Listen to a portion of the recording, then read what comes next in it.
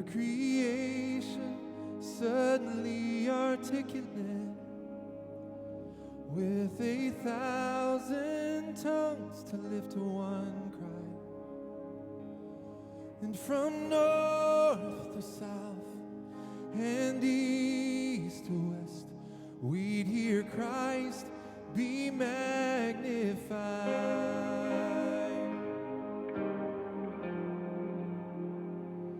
Were the whole earth echoing his eminence, his name would burst from sea and sky. From rivers to the mountains, we'd hear Christ be magnified. We lift our voices to you because you're worthy of praise. We're singing, oh, Christ be magnified. Just let his praise arise. Christ be magnified in me. Singing, oh, Christ be magnified. From the altar of my life, Christ be magnified in me. Yeah. Oh, it's our deepest desire. When every creature finds its inmost melody, and every human heart its native cry. Oh, then in one enraptured hymn of praise, we'll sing Christ be magnified. Oh, be magnified in us.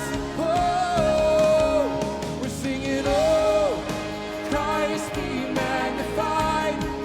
Just let his praise arise. Christ be magnified in me. Singing, oh, Christ be magnified. From the altar of my life, Christ be magnified in me. Yeah. All we are is yours.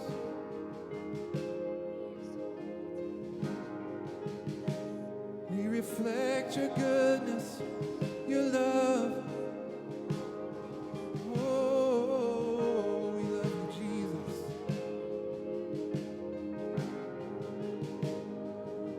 Oh, I won't bow to idols. I'll stand strong to worship you. If it puts me through the fire, I'll rejoice 'cause you're there too. And I won't be formed by feelings. I'll stand strong to worship you.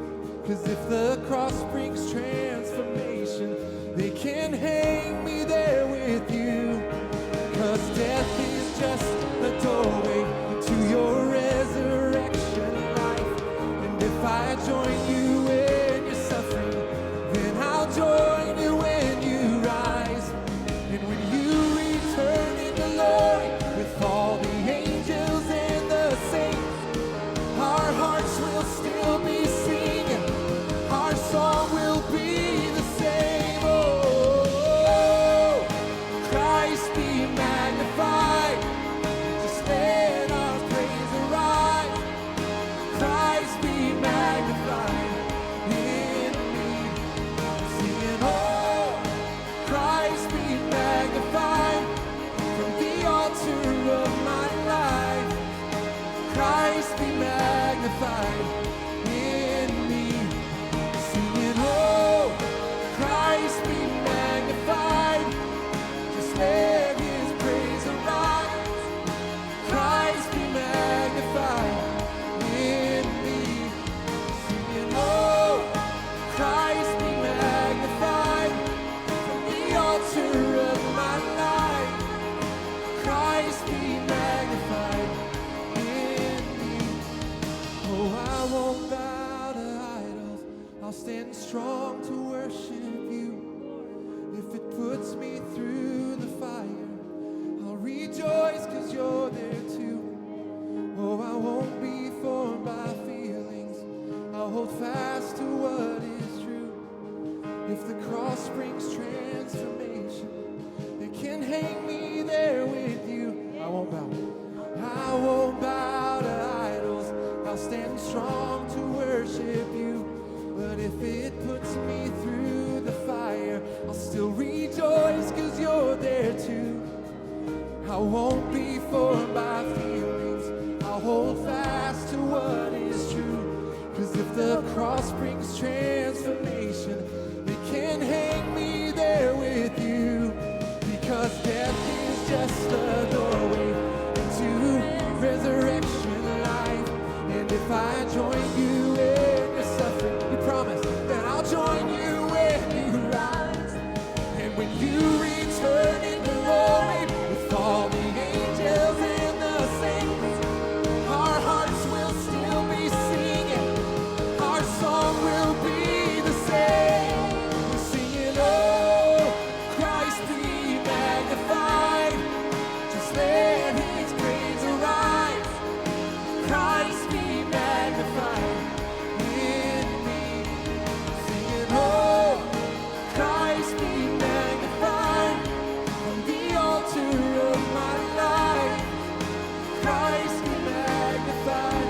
Come on, sing it one more time. Sing it. Singing, oh, Christ be magnified. Just let his praise arise. Christ be magnified in me. Singing, oh, Christ be magnified from the altar of my life. Oh, Christ be magnified in me.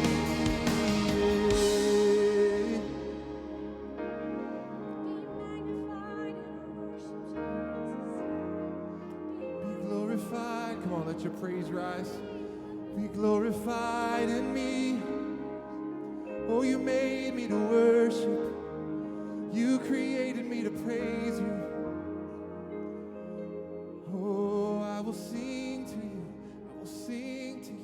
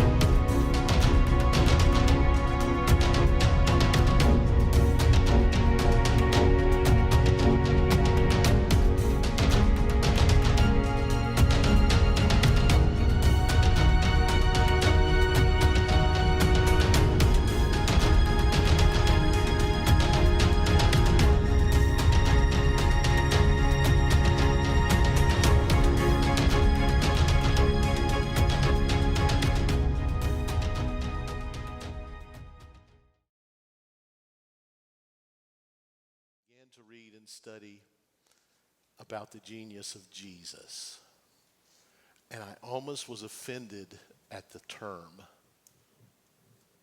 It's like it's a misunderstanding, because what the word genius has become to us in our society, I would say to you, is not really lovely. I have a hard time relating to the genius of a Bill Gates. Though he is a genius, it's almost offensive. And it almost has become synonymous with snottiness and uppityness and richness and exclusivity. And yet that's not what the word means. Can I give you a definition? You've got it on your page. In fact, that's all I've given you on the front page is a couple definitions. I left the whole back page empty because if you want to take notes, I didn't give them to you today. You're going to have to hear them and take them yourself, okay? All right, you be a genius today. Listen to the essential meaning of genius. This is from Merriam-Webster's, all right? A very smart or talented person. A person who has a level of talent or intelligence that is very rare or remarkable. How many geniuses do we have here today? Now, See, the problem is that we all have a tendency not to talk of ourselves as genius, but yet we'll often use the term about each other. In fact, we use this term a lot. I mean, we can watch a program on TV. We can see somebody do something in normal life, and we'll say, wow, that is so genius. Come on, we use that term a lot, meaning spectacular, amazing. It more fits with the second and third definition here. I mean, we understand there's Albert Einsteins and Isaac Newtons and so forth that were tremendous geniuses. But look at number 2, a person who is very good at doing something. Any geniuses in the house? Now you're feeling it a little bit. There's some of you really good at doing something. Now, some of you are so humble, you can't even think of yourself in the slightest as a genius, so you just don't even go there. Look at the number 3 one, a great natural ability, remarkable talent, or intelligence. Any geniuses in the house? Oh, well, we got one in the sound booth. That's good. This was really interesting. When I found this, I thought, this is a quote on the spiritual origins of genius. And this is done by Roman people during the Roman Empire. And I thought of all the agnostic, godless people, for us to take a theme like what they thought genius meant. But I want you to understand, this is historically where this word came from. This is the belief system of the ancient Romans. Listen to this, their belief system included spirits that were somewhere in between gods and humans and were thought to accompany each person through life as a protector. The Latin name for this spirit was genius. That's where the word came from, which came from the verb gignere or ganere. I don't know how to pronounce it in Latin, but that word means to beget or to begat, to create. Now listen to this. The sense of, quote, this attendant spirit was first borrowed into English in the 14th century. Part of such a spirit's role was to protect a person's moral character. In other words, they referred to a genius would be that thing that kind of followed us, that kept us morally pure. And that was called our genius. The thing that worked in us and around us and so forth. And notice this. And from that idea, an extended sense developed in the 16th century, meaning an identifying character. An identifying character. In other words, what this spirit, this genius did was basically help us define something in us that was a character of genius. Something that we would become good at or great at, or something that we would excel in. And notice the word was not so just defined as intelligence, but character. In time, that meaning was extended to cover a special ability for doing something, and eventually genius acquired senses referring particularly to, quote, very great intelligence and people of great intelligence. So we got to the place where we literally defined only a small group of people as true geniuses, where in the beginning, this whole thing was that the genius was this spiritual thing that somehow enwrapped all of our lives to produce within us something of character and strength and beauty and power and ability that would set us into a position and place where we would, in fact, touch our world and do something wonderful. Genius. I don't know about you, but I've thought often of the amazing geniuses of history. I don't know who you'd say was the greatest. Was it Einstein? Was it Picasso? Was it Mozart? How about George de Mistral? Do you know George? You don't know George? Everybody knows George. He's actually a man who lived in Switzerland, and in the early 1900s was walking his dog and noticed that there was these little weeds that had these little round balls, and they started sticking to his clothes, to his velvet or his wool or his cotton, and then stick to the dog.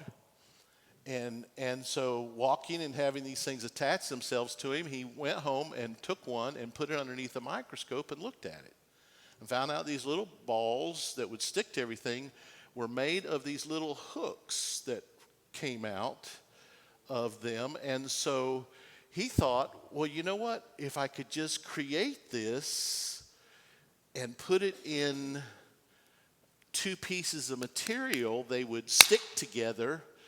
And so he called them velvet crocheted, or the hook. Crochet means hook. And so velvet crochet, Velcro. He invented Velcro. Tell me how many of you have ever used Velcro and said, I wish I had invented that? And then you could feel like you were a genius, right? Do you know he was never made wealthy, although Velcro sells about $600 million every year?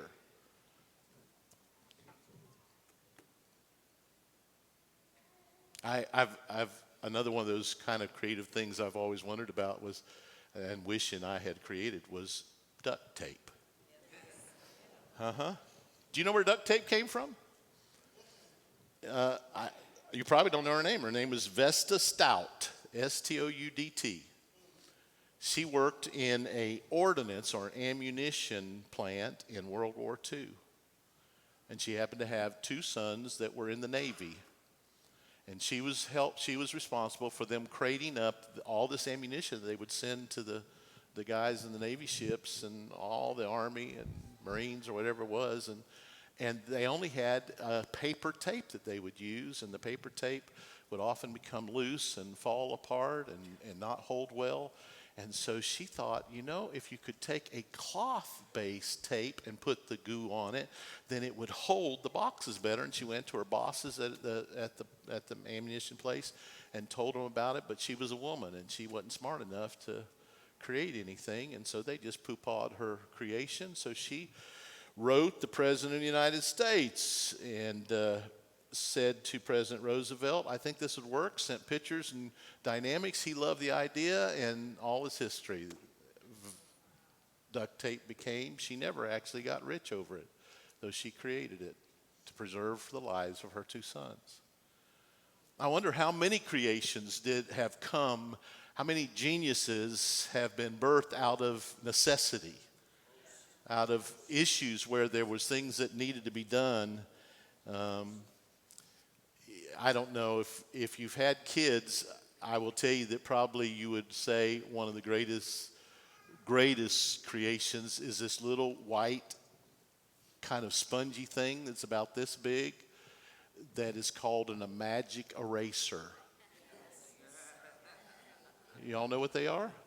If you're a mama, have ever had color crayons on your wall or stuff that shouldn't, and you found magic eraser, I know you said, I wish I had invented this, because it's the most amazing stuff. I got to tell you this, no one knows where it really came from. We know what company created it, but they don't know where the idea came from, except they believe that somebody in Procter & Gamble, believe it or not, that was doing this, had crayons on their walls and tried to use insulation that was a part of the company to get it off the wall, and in doing so they found out it would work, and so they went back and worked on that insulation and turned it into magic erasers.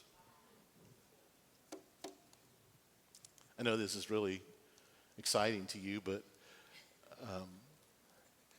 I just wondered who made the first chewing gum.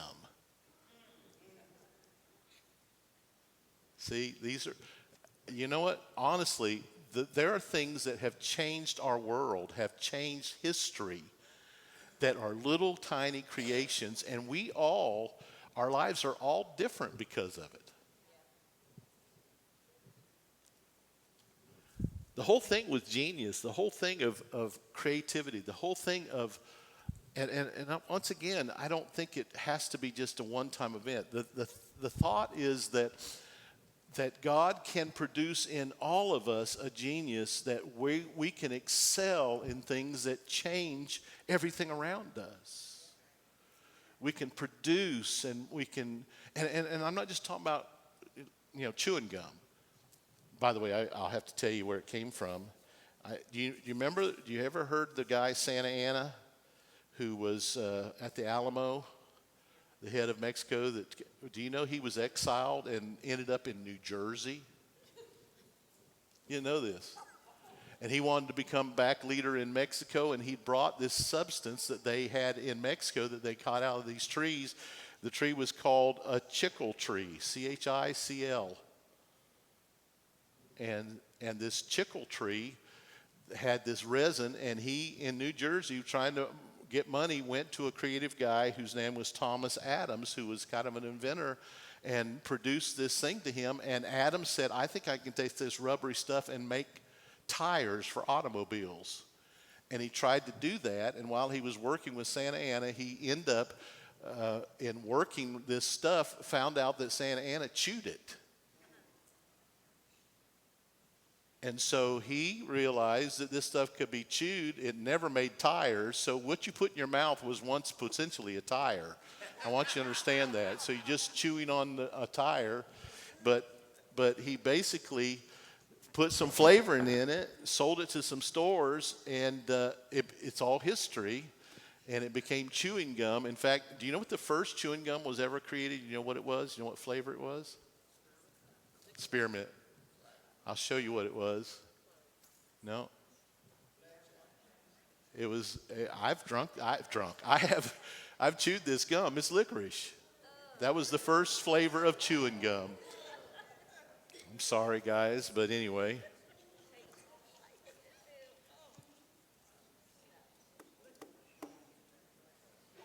Amazing genius, right?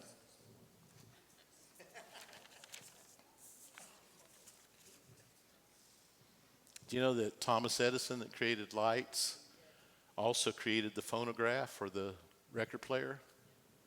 And did you know he was deaf and couldn't hear the sounds, but would put his mouth, he literally put the phonograph, the record player, tied it to a table and would bite the table to feel the sounds, and created out of, in fact, he was thrown off a train when a guy threw him out, grabbed his ears and threw him off, and that's what made him deaf.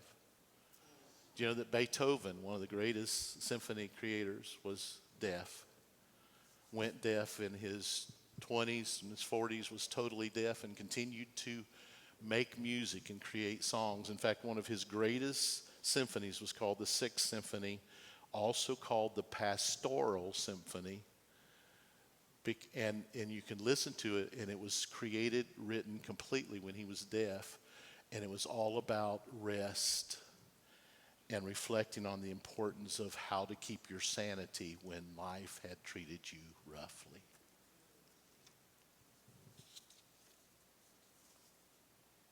Some of the greatest inventions, some of the greatest genius came out of darkness, out of need, out of family problems, doctors, researchers, scientists trying to find answers for humanity. You know, there's a lot of people that I think have gone into certain careers because of need in their lives or their family lives. Somebody who's struggled because of insanity or issues of emotional problems in their family grew up to become psychiatrists or counselors. Even people with their own problems became then a fixer of other people's problems that were the same. Do you know it's been said of Martin Luther that originally he became a priest in a desperate attempt to secure his own salvation. He just wanted to find God, and he became a priest. He decided, if I'll give my whole life to serving God, maybe I can find God. So I wonder how many geniuses are in the house. I'm curious.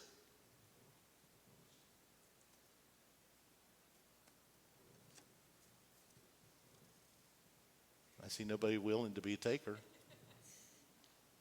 It's kind of funny. It's we look at geniuses in life and we realize it's not all just a matter of intelligence, say on a book learning kind of thing. In finding all these pictures of my dad and mom, I found their original elementary and high school report cards, all of them. And what was the funniest thing is my dad was a D.C. student at the best all the way through, and my mom was an A student. And I never, ever thought that way because Dad was so smart. Dad could fix anything, honestly. He was a genius of doing the practicals. That makes sense? Yeah. And I guess growing up, you always looked at certain people who had genius. You know, some guys were great football players, and some guys were great math whizzes, and some people excelled in this area and somebody in the other. It was almost aggravating if anybody had more than one. It was sort of like, you know, it's only fair that we all just get one thing that we do well. You know, I mean, if you talk about math, you know, it's terrible. You know, my son-in-law, I don't know which one, he's looking away, is a math genius, but what's so bad about Cam is he excels in everything. I don't want to play him basketball against basketball. I don't want to get in a card game with him. I don't want to play Monopoly. In fact, it was so amazing. He brought out a new game that he just found at Christmas time and said, "Dad, you want to play with me?" And I said, "I don't know." And it was this funny looking board with these little marbles, and it's called Chinese checkers. And he didn't know that I grew up playing Chinese checkers my whole life. And so I sat down acting real ignorant and beat the snot out of him. I was so thrilled that I finally did something better than Cameron when it came to a game, because it's terrible to have somebody so good at everything. You know, and he's even better looking than me. I just hate people who just excel better. You know, I'm so glad there are Jeff Frazier's in this world. Jeff Frazier is a genius. If you haven't met this genius, he is an absolute genius. In fact, I understand, tells his wife that all the time. He actually said when he saw the notes this morning, "You preaching on me, huh?" He's a really humble guy, and he hates it. I told you that. But anything that is told me is free for me to say in the pulpit, so you just need to know that. But he is a genius. We were on vacation in New Jersey years ago, and my van broke down. I didn't take it to a shop. I called Jeff Frazier and told him what it was sounding like, literally put my phone with the motor and let him hear the click, and he told me exactly what was wrong. That's amazing. It's amazing. Don Waller is a genius at fishing for bass. You want to go fishing? Go with Don Waller. Patty Waller is a genius with horses. She's a horse whisperer. If you don't know that, it was even funny when she was raising her kids, because she used all of her horse whispering stuff on her children.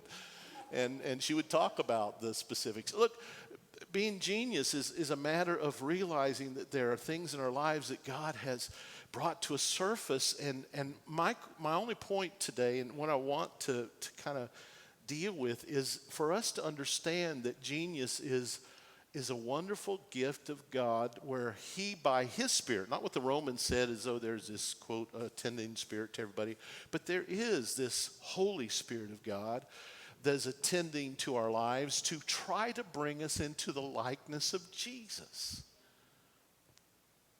In fact, I can't even say this without giving it all away, but if I was to ask you who was the greatest genius of history, I mean, if we weren't in this setting, you probably would come up with Einstein or Picasso or somebody else. But I'm just telling you, the greatest genius that ever lived has been Jesus. Who he is the greatest of all. And it's not because he was one-sided. It's not because he only was a great creator of things. In fact, I want you to understand this, separate from who he was as God. We often look at Jesus as this miracle worker and this one who was able to bring from heaven this power of God to manifest God, who God was and how God loved. I want you to understand, Jesus did that more than by or through his miracles. He did so by and through who he was. And I'm wanting to encourage you that the greatest genius that we'll ever experience in our life is a genius of being like Jesus in this character, this being that is beyond and different from what we would say is great intelligence. Do you understand that?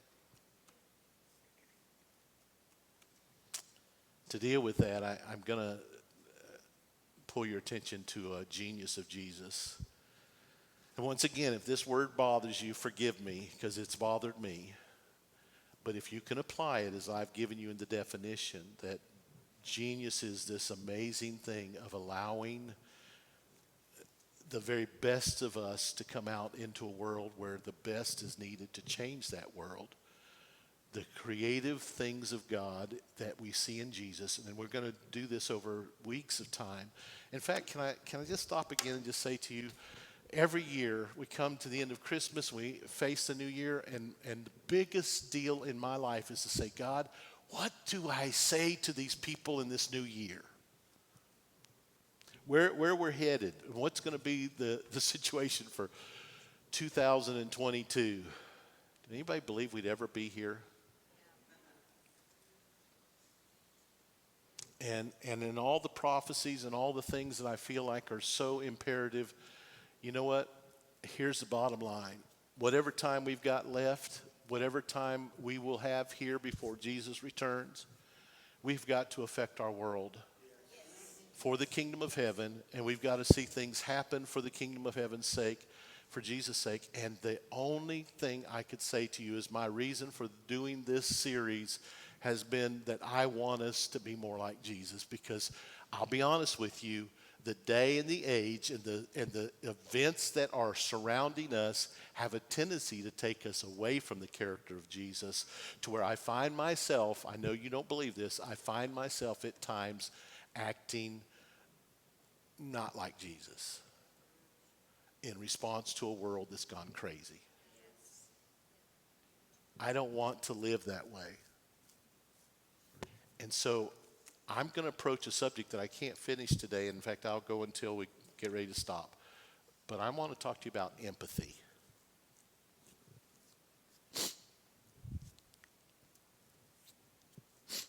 This week I had a chance to finish one of the video series. In fact, I think it was probably this one or one like it that I did on my dad and his life, And I just broke down and started weeping and crying. I was sitting at a table, and I honestly hadn't cried at all.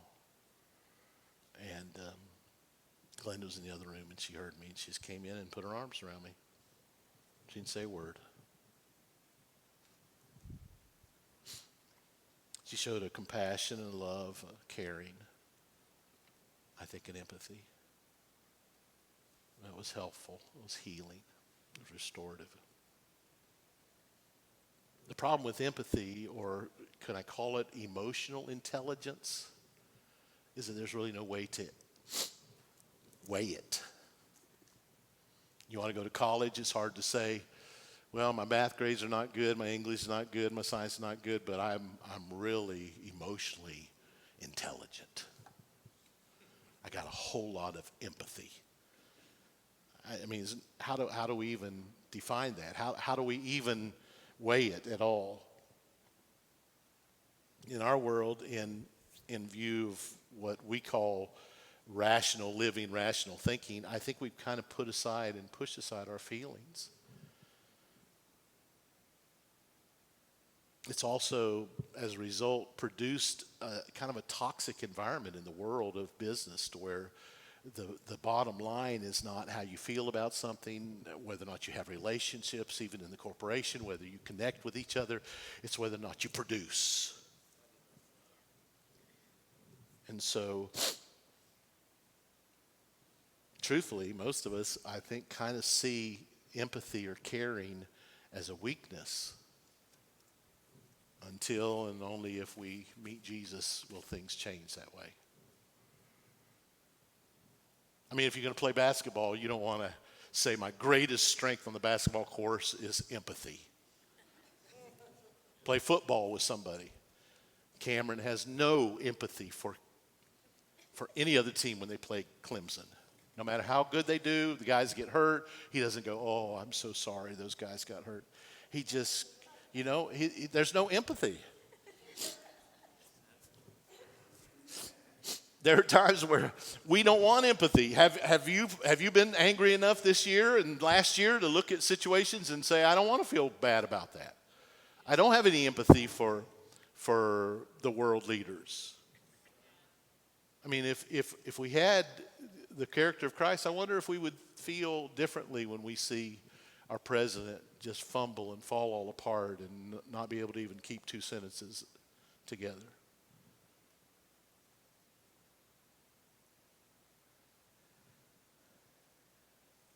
Can I read you something?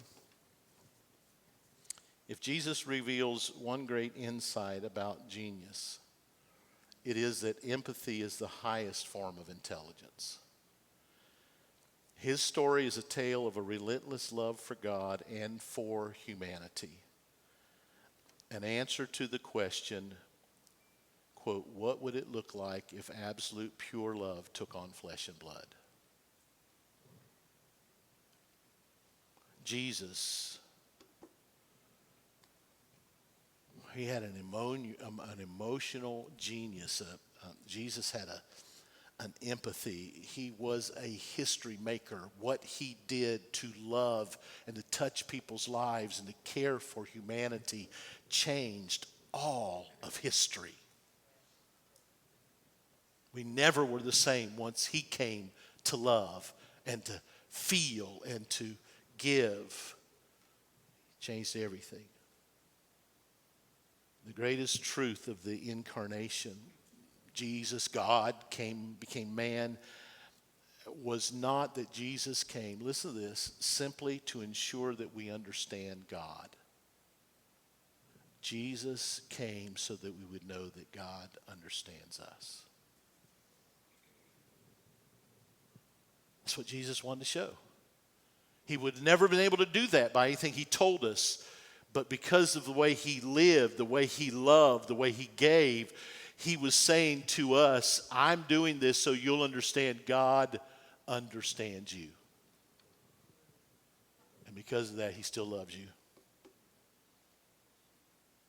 In the book of Mark, chapter 10, some of you wonder because I haven't had any text today, but in chapter 10 of the book of Mark, it's a story, you know the story, of a rich young ruler who comes to Jesus.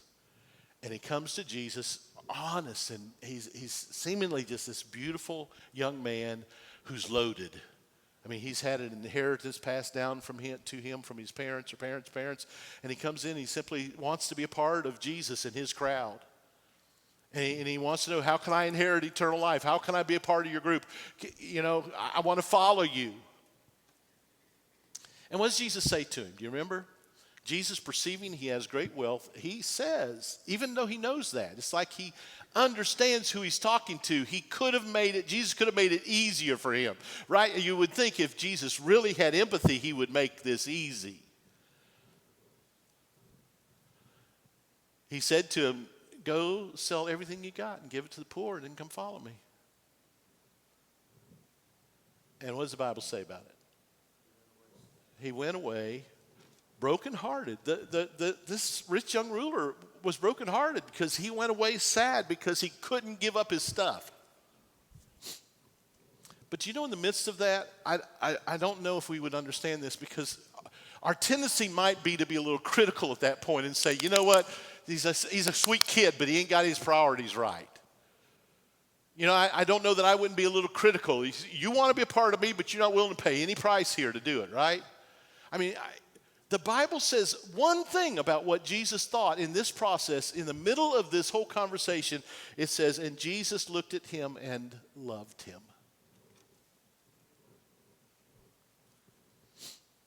It's maybe easy to love the people who come our way and respond to us and take our empathy and our care and our compassion for them. It's another thing when they reject it.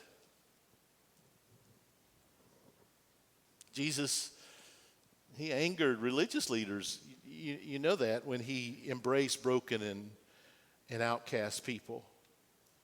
He messed with his disciples when he commanded them to love their enemies. Even sometimes when he talked to the priest and quote the scribes, Pharisees, the religious leaders, what we call the theologians of the day, he often came down seemingly harsh on them about what they believed and how they thought. But hear me, I want you to understand this. Empathy does not always lead you to say what people want to hear. It always leads you to say what people need to hear. So there can be empathy that is straightforward, but real empathy is going to look into a person and realize that I've got to tell them what they must have to know. And my empathy is caring for what's bigger and deeper than even the surface issue that I'm looking at that seems to be their biggest problem, or they think that is their biggest problem. That's why when the guy who came to Jesus who was let down through the roof and was definitely in need of physical healing, what does Jesus say to him? Son, your sins are forgiven you. First thing, and the people are all disturbed over it. Why? Because empathy causes you to understand what's really going on in a person's life and what they really, really need. And willingness to step into that situation. Now, can I also say this? If we're not careful, we can feel very deeply and greatly about people's situation, and that doesn't mean we always have to be heard, and we don't have to always persuade people to what we know about them or the situation. I have a problem with that. I think I have a really caring heart about lots of things, but sometimes I feel so strongly about it. I want that to be fixed so quickly and so straight that I have become maybe critical in my spirit over the fact that they're not changing and they're not doing what they should. The issue is, if we're not careful, this thing becomes a knowing without a feeling, and I gotta try to explain this to you the best I can, but it almost becomes selfish in that moment if I just always got to be heard. I've got to be careful that I don't always have to be heard, but that at the right moment, the right time, realize that I also can't just overlook a situation in somebody's life, but I, in my love for them, have got to say what's really the truth here in hopes that they will take and embrace it and fix it. In truth, I want you to understand this. God's always been a God of love. Always. Some of us look at God of the Old Testament and think, that he was pretty harsh. Had a sweet friend that was part of our church for a number of years, and she came often to work with me, and I was counseling her and teaching her, and she was opening up about things in her life. And one of the issues that she cared about greatly was that she had a father, very wealthy dad, but very self-made, very egotistic, and very lost. Didn't know God, didn't love God.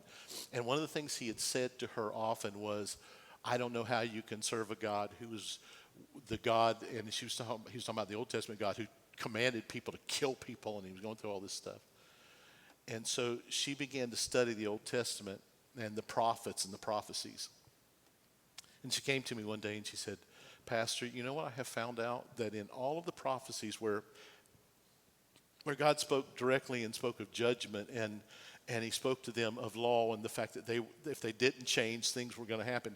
She said, in all those cases, God always prefaced before, during, and after this expression of love and forgiveness if they would but understand him, that he wanted to love them, he wanted to forgive them, he wanted to restore them. It was never God's plan to hurt or to demolish people's lives. And she said, and I think this is so wonderful. And she said, I've gone through all of these prophets, and let me read you these scriptures. And she had scriptures in every one of the prophets' words. She says, I'm going to go talk to my dad. And she literally went to her dad and said, Dad, can I have a couple hours? And she had graphs, and she went through those scriptures. She showed every one of them. She said, I want you to know, Dad, I'm just trying to tell you, God's always been a God of love.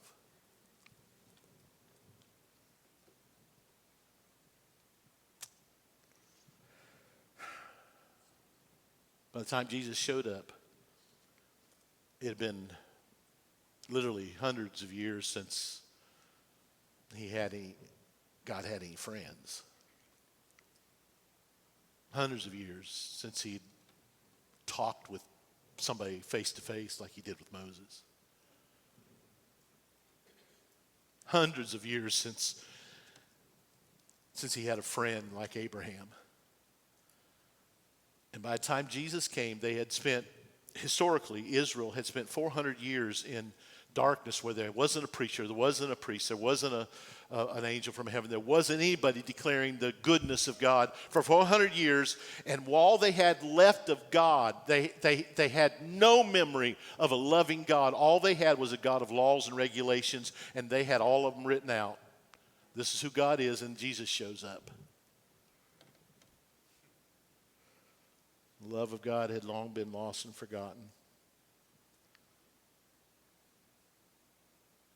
But John 3:16 tells us this is why God sent the Son, to show his love. For God so loved, he gave. God has fought over and over and over again to reestablish us in his love. God was always a God of love. God always cared. God always grieved over our brokenness. He was always brokenhearted that we did not know we were lost. God has always understood us. He knows us, and he longs to restore us to himself. That's been the God of the Old Testament and the New. And the incarnation, it shouldn't surprise us that if God chose to take on flesh and blood and become one of us, that he would become the perfect manifestation of love. So that's what Jesus was. But I want you to hear this. Just grab this with me for a moment. I want you to know, when we talk of Jesus, his empathy, his love, his caring, his compassion, I want you to understand this. It's not something that Jesus was born with and was automatic. He became this. Now, we know Jesus was God in flesh, but the Bible tells us he disrobed himself of that deity. Jesus wasn't, despite the cartoons with Jesus refusing to get a bath and his mama telling him he's got to, and he's standing on the bathtub and separating the water when he was, a year old. He didn't come into this world with that kind of power and knowledge. In fact, the scriptures say of Jesus that he grew. And this is the only passage we have of him between his 12th and 30th year. I mean, we kind of see him a little bit as a baby. Then he shows up at his 12 years of age at the temple teaching and talking and questioning the elders. And then we don't see him till he's 30. But there's this one little scripture, and it says, and Jesus grew in knowledge and wisdom and in stature, and listen to this, and in favor with God and man. So Jesus developed who he was and who he became. Jesus' genius wasn't something he was born with. I know we say that about geniuses now. Well, that genius, he's just born a genius. I don't know that geniuses aren't made. I don't know that our genius doesn't happen when we yield ourselves to God and all of a sudden he begins to transform us and things begin to happen. That's genius. Now, I've got a grandson. I've got lots of grandsons, but Revel is our most recent. He's just a genius in the making. I mean, I could come in the room and start singing my little song to him. I love you, a bushel and a peck, a bushel and a peck and a hug. Whatever he's doing, he'll stop what he's doing. Stop, turn around, look at me, and begin to shake his booty. That's genius. He doesn't talk yet, but he knows how to dance.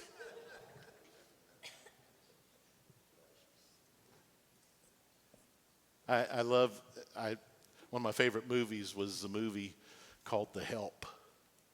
I've referred to this before, but you remember the little girl who was the housekeeper that took care of the little girl? I've got a picture for you if you'll throw it up for me. And so she said to that little girl every day, you is kind, you is smart, you is important. I wonder how much genius can be created in children who are simply loved and affirmed and brought close to Jesus. I've walked as a counselor through the brokenness of people who've come in and said, my mom always said, you'll never amount to anything. You're stupid. And they've lived thinking that their whole life, where it just takes a moment of time with the revelation of Jesus and his love to where we go, I'm not dumb, I'm not stupid, I'm not going to forever be a nothing. Jesus has come and loved me, and therefore I'm kind, I'm smart, I'm important, I'm creative, I'm able to love, I'm able to share, I'm able to give. I'm able to be a genius. I'm able to be like Jesus.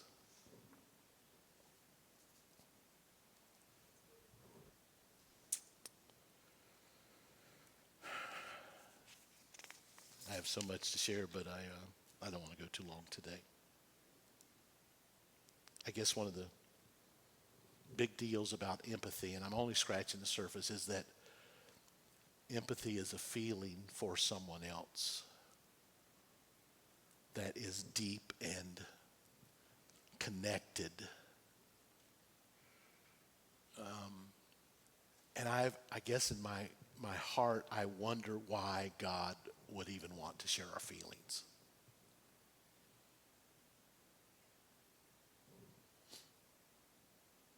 Why would God even care about how I feel?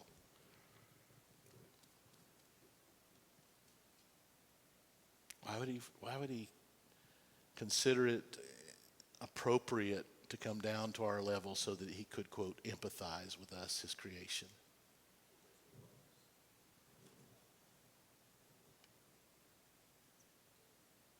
It's still just hard to understand.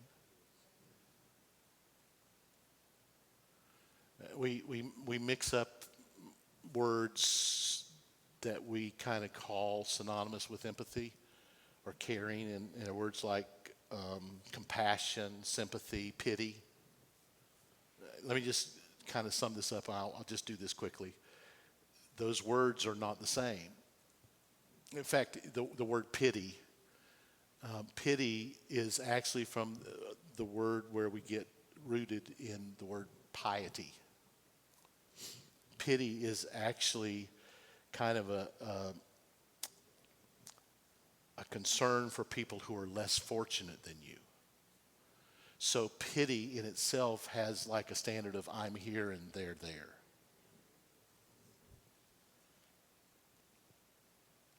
To have pity almost implies maybe you feel a little superior to someone else, feel pity for them. Listen to this. Pity is something you can feel from a distance. Now, these other words, compassion and sympathy, are different too. Sympathy, first of all, is when another person's experience resonates with your own.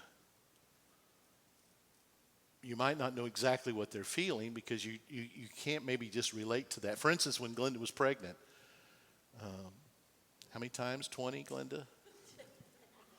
All of our married life till recent. I know she had 7 pregnancies for sure, and maybe 8. We think there was another pregnancy and miscarriage. Potentially, we've had 2 or 3 kids that went to be with Jesus already. Can't wait to see them and hold them. But I remember her being sick. Oh, every morning. I felt her pain. We'd lay in bed, and I'd wake up, and, I'm kind of rolling out of bed, and she'd say, don't move. Don't move. She was sick. And I said, I'm sorry. And she said, I'm just so nauseous, I don't want to throw up. In fact, found out that soda crackers would help, so we brought soda crackers to bed every night. And when she'd wake up in the morning and say, don't move, I'd go, okay, let me get a cracker. And I'd get a cracker, put it over, and I put it in her mouth. She'd just open her mouth. And she'd chew, just try not to move. And then when she started throwing up, oh, Jesus. She'd go in the bathroom, and she'd be hanging over that throne and throwing up, and I'd be standing around her, legs spread with a washcloth, wiping her face, going, and trying not to throw up. Sympathy pains. I don't know how to tell you. She loved weird food. So I found a fetish in weird food with her. Whatever she ate, I ate. That's sympathy, that's not empathy. Because I really couldn't understand pregnancy. I felt sorry for her, but it's only relating to that. Now, you can be sympathetic and not be compassionate. So compassion takes you beyond the sympathy or the pity.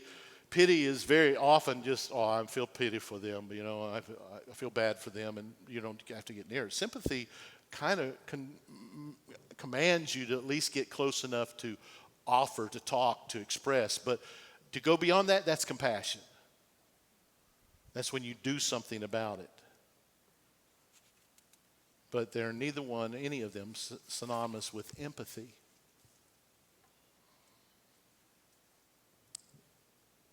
Empathy is really different, and we're going to have to study it some more. But empathy is a situation where it literally drives you to an action because what you feel is what they're feeling. And you can relate to it because you've been there. And you got to understand that with Jesus and the incarnation, he came so that he could feel what we feel.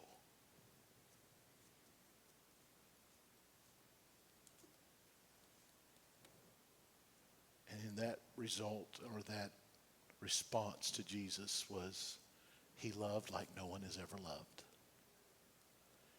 And he challenges all of us to do the same.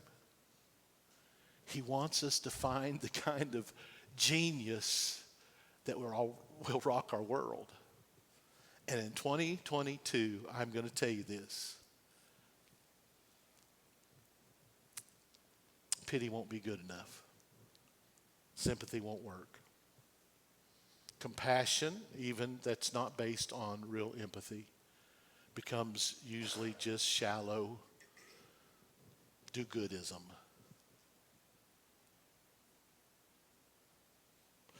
But the empathy of God, the empathy of Christ is something that we're going to learn about, okay? And I'll explain it in detail, but I want you to hear this.